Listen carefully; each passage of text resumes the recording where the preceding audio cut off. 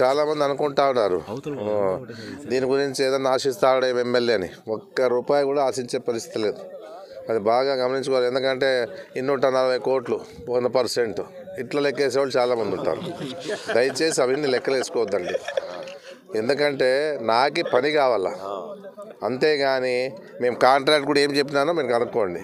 నాకు ఏది కాదప్ప త్వరగా పూర్తి చేసి నాకు సహకరించండి, ప్రజలు సహకరించండి అని చెప్పినామే. కానీ నాకు డిమాండ్ అనేది నేను ఎప్పుడు చేయబోనని చెప్పేసి కూడా నేను చెప్పడం జరుగుతుంది. ఎందుకంటే చాలామంది ఎక్స్పెక్టేషన్ ఇవే ఉంటాయి ప్రతిపక్షాల్లో కానీ ఇంకోరు కానీ 280 కోట్లు పర్సెంటేజ్లు అని ఆలోచన చేస్తూ ఉంటారు.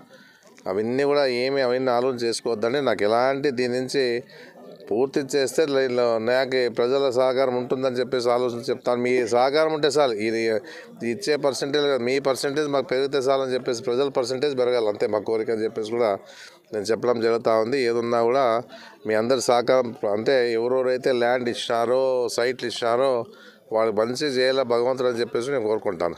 ఏదున్నా కూడా మీ అందరూ సహకారం ఇచ్చినా కూడా ప్రత్యేకంగా ధన్యవాదాలు తెలియజేస్తాను. మరిన్ని వీడియోస్ కోసం ఛానల్ ని సబ్స్క్రైబ్ చేయండి. లేటెస్ట్ అప్డేట్స్ కోసం వాట్సాప్ ఛానల్ ని ఫాలో చేయండి. అండ్ లింక్ డిస్క్రిప్షన్ లో ఉంది.